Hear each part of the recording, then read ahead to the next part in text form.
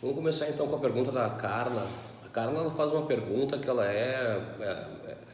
não é uma pergunta básica, ela é uma pergunta que ela pode ser até complexa. A gente pode até fazer depois, quem sabe, inclusive um webinar sobre isso.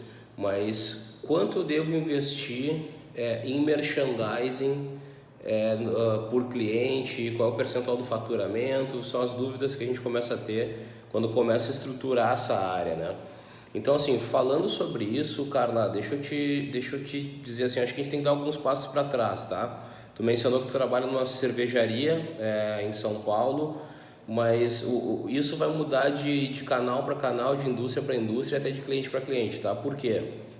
Porque o percentual que tu vai investir sobre o teu faturamento, ele tem que estar muito ligado à tua formação, primeiro, ao DRE da empresa, para saber quanto disso, quanto eu posso dedicar de investimento a merchandising. Esse é o primeiro step, porque isso vai variar de acordo com o lucro bruto de cada segmento. Então tem segmento que tem uma margem muito maior, uma margem de contribuição no final da linha muito maior, e pode se dar o luxo de botar mais dinheiro para se diferenciar, enfim, no ponto de venda.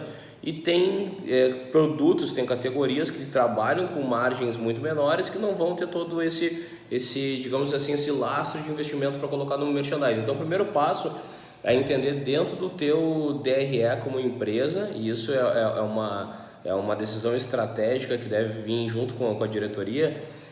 Do teu DRE, quantos por cento a gente pode dedicar para merchandising? Esse é o ponto 1. Ponto 2 é a gente poder ter um DRE por cliente, tá? Que algumas empresas chamam de margem de servir, né? ou margem de contribuição por cliente, vai depender de cada caso. Ou cobertura de contribuição, como tem algumas indústrias que a gente atende, utilizam. Mas o que acontece? Assim como para cada categoria existe um lastro diferente de investimento em função do lucro bruto, para cada cliente não é diferente, porque, por exemplo, se um cliente ele tem, geralmente um cliente do canal supermercadista, um cliente das contas nacionais, que tem contrato de rapel, que tem contrato de investimento, que tem uma série de contratos que são colocados dentro da formação de preço, inclusive na relação entre a indústria e o varejo, isso vai impactar também em quanto tu pode investir por cliente, tá? Mas vamos lá, agora vamos para um exercício prático. Eu consegui chegar em quanto é o percentual teto que eu tenho como empresa, e isso vai definir se eu vou conseguir fazer em todos ou em alguns. Eu vou lá e começo a fazer essa análise por cliente para saber, para que o meu merchandising não gere, quem sabe, até um prejuízo na conta. Então eu tenho que entender quanto percentualmente eu posso encaixar de merchandising dentro do cliente. Digamos que eu já tenha passado por essa fase. Quando eu chego nessa fase, aí eu tenho um desdobramento disso. Imagina que, por exemplo, eu tenho lá 3%, como tu bem colocou na tua pergunta, eu tenho 3% para investir em merchandising. Fiz todas as contas e cheguei nos 3%, tá? Eu vou ter esse valor, esses 3% eles vão me dar um valor. Então, por exemplo, se eu tenho lá 100 mil, 3% vão ser 3 mil reais.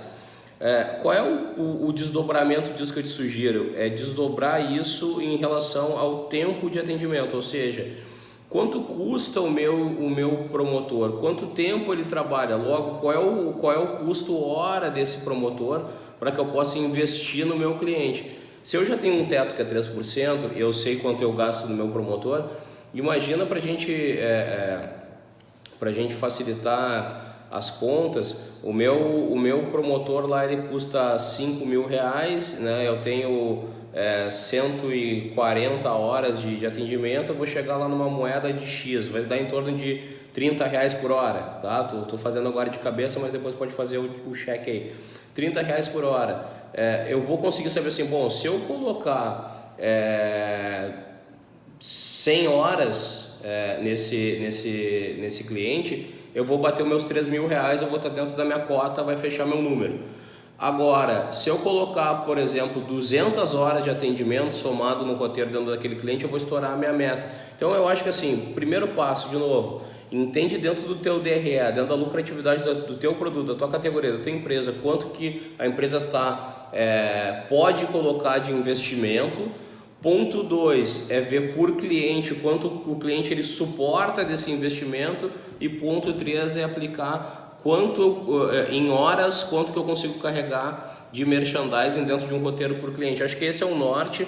A partir daí tu vai conseguir ter alguns desdobramentos, que isso vai poder chegar inclusive na orientação de melhoria de mix, como por exemplo, dentro de qualquer portfólio de qualquer indústria, tu vai ter mix, produtos que são como a gente chama no dia a dia de abridores de pedido, que geralmente tem uma margem menor, e tu tem alguns itens de inovação que geralmente trazem uma margem um pouco maior. Quando tu começa a ter esse tipo de conta, tu pode chegar inclusive para o teu cliente varejista e dizer o seguinte: olha cara, quem sabe para eu conseguir te dar mais merchandising, eu vou precisar de uma contrapartida tua, que é o seguinte, para eu pagar essa conta, eu vou ter que colocar esse item, fazer esse volume, e aí para a gente fazer isso junto, claro, eu vou te trazer algumas soluções de campanha, e isso vai conseguir fazer com que eu equalize a minha conta e te dê mais serviço de merchandising. Assim tu começa a fazer uma evolução estratégica do teu trade em cima de um desdobramento de acompanhamento de investimento que foi